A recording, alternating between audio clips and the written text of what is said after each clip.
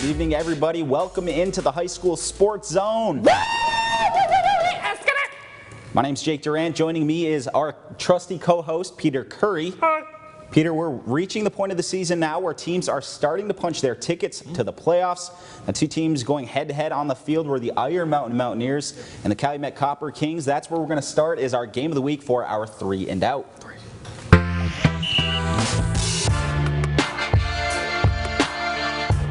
For our first down, like I said, it was a battle of the unbeatens in our game of the week last Friday. The 5-0 Iron Mountain Mountaineers traveled to Calumet to face the 5-0 Calumet Copper Kings. The winner of this one would capture their 6th win, and they would get an automatic playoff berth.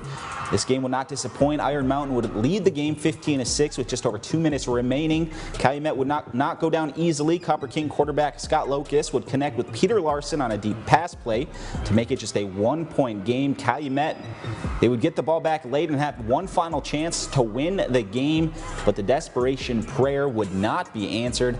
Iron Mountain gets a huge Westpac win. They qualify for their 2nd straight playoff appearance and 8th appearance since 2010. It's just a great Mountaineer victory. To hold Calumet, a team like that to 14 points.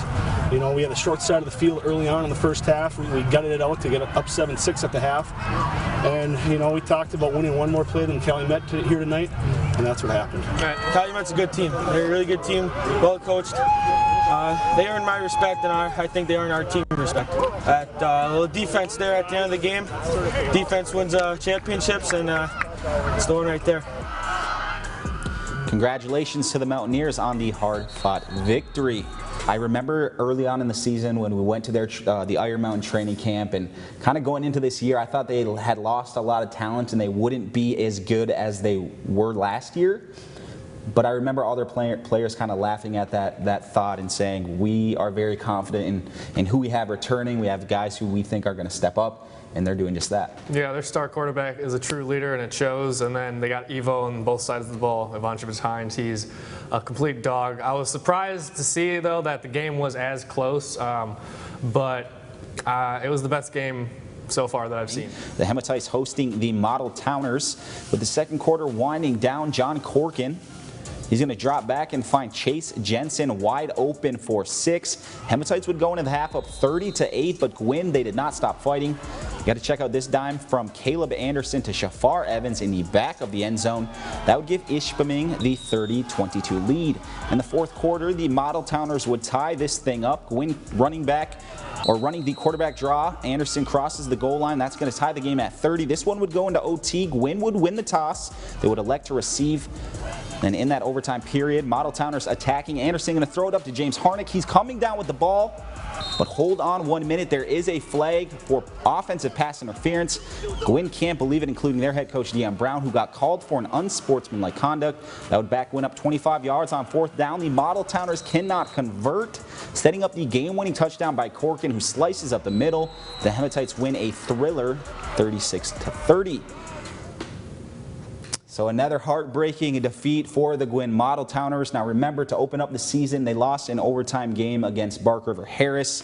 Now you never want to see games or the outcome of games be factored by an official's call, but that's really what happened. And what made this one worse, it was in overtime, and Gwynn actually did come down, and that would have given Gwynn obviously the lead, and they would have been in prime position to win that game. I want to take a look back at that play where the offensive pass interference was called. Can we check out the video? And when I first saw this, I thought the ref should have let the play go, but the more I watch it, Harnick does put 2 hands on the defender.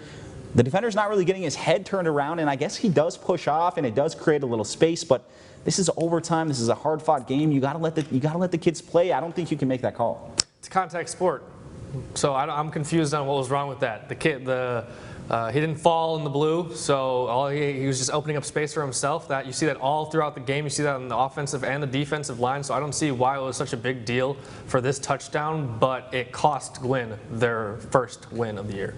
To be honest with you, I go to multiple games every week, and I know you do too, and I could say that I see pass interference like that, if that is what it is, called on almost every single passing play.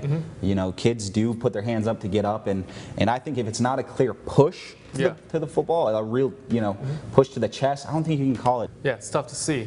You don't ever see anything like that, but it's still got a long season, Gwynn, so don't worry, you will catch your break.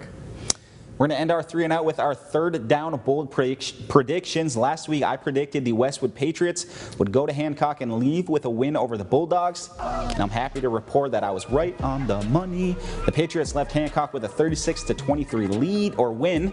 Taylor Delangelo was a big reason why the Patriots were able to win this one. He ran the ball 37 times for over 200 yards, and he had 4 touchdowns. He also completed 8 of 9 passes for 100 yards. Chad Pullman, he had a big night receiving the ball. And then obviously that Westwood defense, they were able to slow down the Solanis, holding Colton and Austin in check for most of that game.